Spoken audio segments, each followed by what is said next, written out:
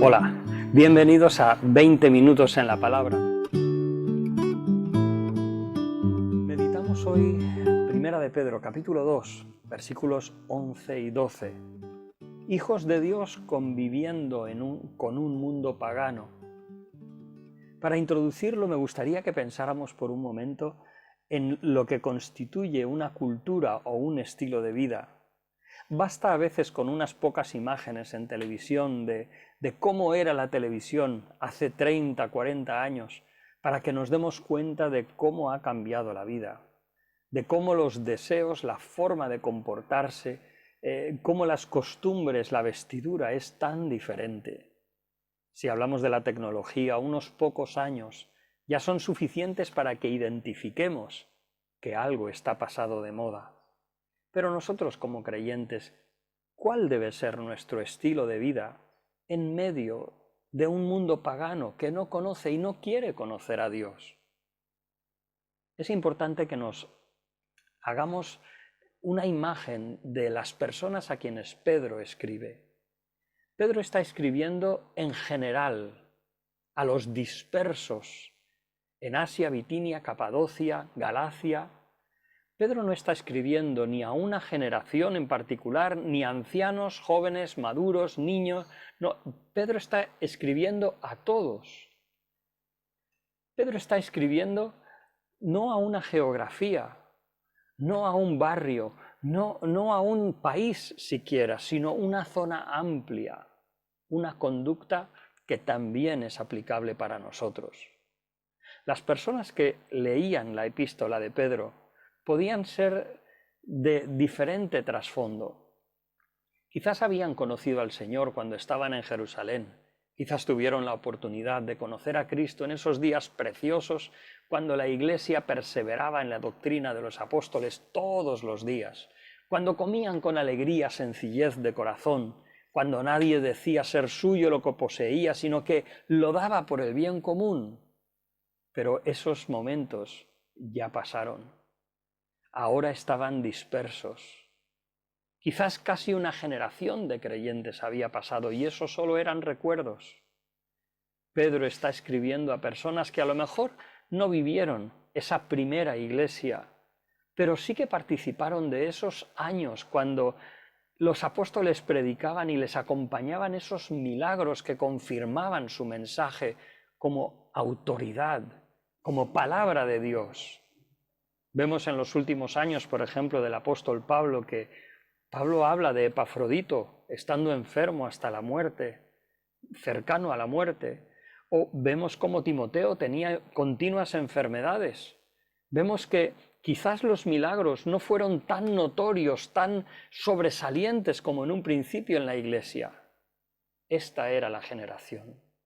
Una generación que leía esta carta de Pedro, que quizás tenían grandes memorias, quizás había oído de momentos gloriosos de la Iglesia, pero ahora estaba viviendo una realidad bien diferente, porque estaban como dispersos, en grupos mucho más pequeños, y estaban viviendo en un mundo hostil, calumniados y a veces perseguidos y privados injustamente de sus bienes. A esas personas son las que Pedro está escribiendo. Y Pedro, como hemos visto en el primer capítulo, lo que hace es decirle cuál es la identidad del Hijo de Dios. El Hijo de Dios, elegido según la presciencia de Dios el Padre, en santificación del Espíritu, para obedecer y ser rociados por la sangre de Jesucristo. Esa es la identidad del creyente. Un corazón, un alma, una vida que ha sido perdonada y rescatada, lavada con la sangre de Cristo, rescatada no con cosas corruptibles como oro o plata, sino con la sangre preciosa de Cristo. Esa es la identidad del creyente. Pero a partir del segundo capítulo, versículo 11, hasta el capítulo 4 inclusive, el apóstol Pedro lo que tratará es, vale, tenemos esa gloriosa identidad, esa esperanza maravillosa en el futuro, pero ¿cómo debe ser nuestra cultura, nuestro estilo de vida en medio de este mundo?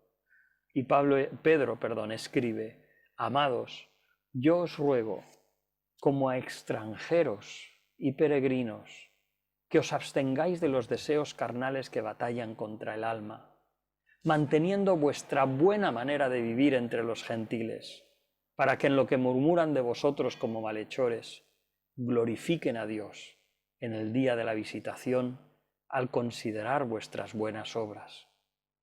3 cosas me gustaría considerar de este pasaje, primera de Pedro capítulo 2, versículo 11 y 12. Hijos de Dios conviviendo con un mundo pagano. En primer lugar, ver la determinación del apóstol. En segundo lugar, ¿qué es lo que está mandando? ¿Cuál es el objeto de esos imperativos que usa Pedro? Y en tercer lugar, ¿con qué espíritu comunica Pedro esa exhortación? En primer lugar, lo que hemos de ver es que Pedro habla de 2 áreas importantes. Una es en negativo y otra es positivo. Por una parte, una limpieza de caminar con Dios, que al mundo le parecerá extraño e irrazonable, pero una pureza. Y en segundo lugar, una bondad, una gentileza, unas buenas obras, un altruismo hacia el mundo. No podemos contraponer una con otra. No podemos decir, no, lo importante es que yo esté puro, me mantenga puro, no quiero saber nada del mundo. No, eso no es la palabra del Señor. Tampoco es la palabra del Señor. No, queremos hacer muy buenas obras, muchas obras, diferentes ministerios, ayuda social, pero sin pureza. Tampoco. Absteneos de los deseos carnales que batallan contra el alma. La identidad de la santidad de Dios en nuestra vida, pero en segundo lugar, manteniendo vuestra buena conducta entre los gentiles. Esto es algo que no es nuevo en la Escritura. Lo vemos claramente en los Evangelios y, por ejemplo, en la Epístola de Santiago dice: la religión pura y sin mácula delante de Dios el Padre es esta: visitar a los huérfanos y a las viudas en sus tribulaciones y guardarse sin mancha del mundo. 2 partes, 2 caras de una misma moneda. Abstenerse, pero manteniendo una buena conducta, una conducta gentil, amable hacia el mundo. Dejadme un poco mirar más de cerca qué es lo que Pedro está exhortando. Pedro dice que nos abstengamos de deseos carnales. En realidad está hablando de pasiones desordenadas, de nuestra identidad o nuestra naturaleza primitiva. Habla de un tipo de deseos, así la partícula griega lo indica, clasificando todos los deseos carnales en una categoría. No hablamos, por otra parte, de un asceticismo dualista donde lo espiritual es bueno y lo corporal es malo. No, en absoluto. El apóstol Pablo diría con claridad que eso de no gustes, no toques, no hagas, eso no es parte del Evangelio. De hecho, es que en Gálatas Pablo debatiría y argumentaría con contundencia en contra de guardar legalismos, porque no es eso la vida cristiana. Deseos, epizumias, incluye lo sexual, pero no está limitado a ello. Son pasiones en diferentes áreas de nuestras vidas, deseos que no están controlados. Hablamos de indulgencias, que en el mundo no significa nada, pero en realidad encienden deseos carnales contrarios al carácter cristiano. Dice Pedro que son deseos que batallan contra el alma. La palabra que está en griego viene de estratego. Es como que los deseos carnales plantan batalla, hacen campaña, plantean una estrategia en contra del alma. Y no es así cuando Pablo, por ejemplo, en Gálatas dice, Gálatas 5, 16, 17, andad en el Espíritu, no satisfagáis los deseos de la carne, porque el deseo de la carne es contra el Espíritu y el del Espíritu es contra la carne. No hablamos, por lo tanto, de estar en contra, por ejemplo, del sexo, ¿no? Dice la Escritura, honroso es el matrimonio. limpio, el lecho sin mancilla. El problema no es el sexo, es cuando el sexo es ilícito. No hablamos en contra de la comida, en contra de vestirnos dignamente, pero sí hablamos en contra de la glotonería, de la vanidad, la presunción o la codicia. Es curioso porque aquí en este pasaje Pedro y también Pablo en otros pasajes, tanto la carne como estos deseos parece que tienen vida propia. Por supuesto que somos nosotros. No podemos decir, es que el deseo lo hizo por mí, o no, es que la carne me obligó a ello. No, somos responsables de lo que hacemos. Lo que pasa es que si permitimos ciertas indulgencias, si alimentamos ciertos deseos, si permitimos ciertas licencias, la carne o esos deseos toman vida propia, que pueden más que nosotros, y entonces somos vencidos. Las obras de la carne, Gálatas 5, 19 al 21, adulterio, fornicación, inmundicia, lascivia, idolatría, hechicerías, enemistades, pleitos, celos, iras, contiendas, disensiones, herejías, envidias, homicidios, borracheras, orgías, cosas semejantes a estas, dice Pablo, que los que practican tales cosas no heredarán el reino de Dios. Entonces no podemos permitir ni siquiera que surjan deseos desordenados que pecan contra Dios, aunque no sea con homicidios, pero como dice Mateo capítulo 5, con enojo contencioso contra otro creyente, contra otra persona. Pedro nos enseña que por una parte debemos de abstenernos de esos deseos que realmente nos hieren en el alma. Y ese alma no quiere decir solamente la parte inmaterial, sino hablan de la persona en sí. Batallan contra nosotros esos deseos, contra nuestra vida cristiana.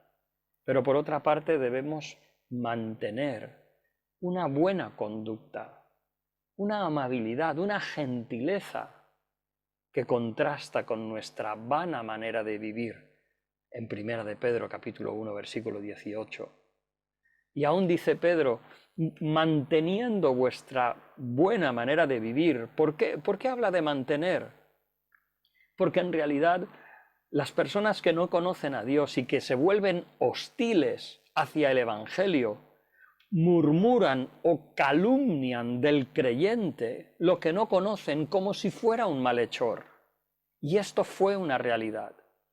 El historiador Suetonio, que también mencionó al Señor Jesucristo, pero él consideraba a los creyentes como, comillas, una superstición malvada, final de comillas. Esto escribía en su biografía de Nerón.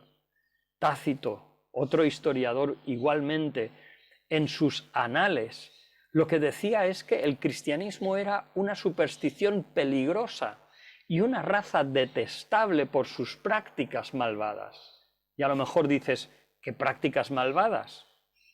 Para las personas no creyentes, que no conocían el cristianismo, eso de amarse los unos a los otros les sonaba como inmoralidad. Eso de comer, de participar de la cena del Señor, del cuerpo, la sangre del Señor, les sonaba como a canibalismo. Y por su falta de interés, por ser ajenos de la vida de Dios, murmuraban y calumniaban a los creyentes como malhechores. Lo que Pedro dice entonces es, no os dejéis provocar por esas calumnias, sino mantened vuestra buena manera de vivir entre los gentiles, para que en aquello que ellos murmuran, ellos lleguen a glorificar a Dios en el día de la visitación. Esto es, el día que ellos crean en el Señor, que Dios les visite, o el día que ellos se encuentren con Dios y ellos se den cuenta de la realidad. En ambos casos, abstenerse de los deseos carnales o mantener una buena conducta. Es curioso que ambas cosas el mundo lo podía comprender. Si vemos, por ejemplo, filósofos como Séneca, un estoico que buscaba la nobleza de la vida a través de un dominio, un control del cuerpo, sí eran deterministas. Nosotros no somos estoicos para nada, pero ellos mantenían ciertos valores morales y de nobleza. Entonces ellos podían entender fidelidad en nuestros matrimonios, honestidad, igual que hoy. Pero ¿qué pasa? Que aunque esos puedan ser los ideales del mundo, realmente al final ellos no lo practican. Incluso se burlan y a veces reaccionan contra aquel que realmente desea ser honesto, ser fiel, ser leal. Entonces hablamos de vivir una conducta ejemplar delante del mundo. No es lo que el Señor mismo dijo, Mateo 5:16, así alumbre vuestra luz delante de los hombres, para que vean vuestras buenas obras y glorifiquen a vuestro Padre que está en los cielos.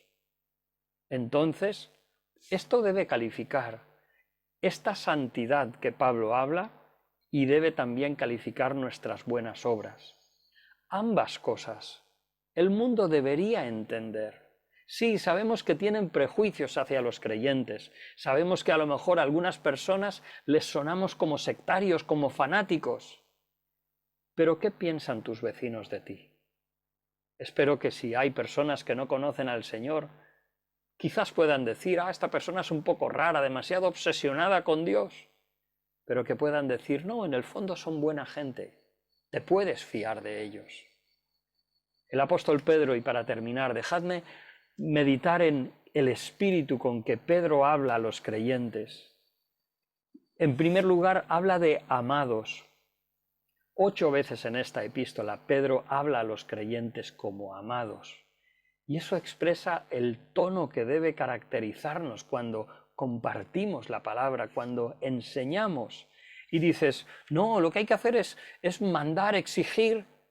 Perdona, el que es hijo de Dios, el Espíritu Santo le dará testimonio y le convencerá de cuál es la voluntad de Dios y la obedecerá.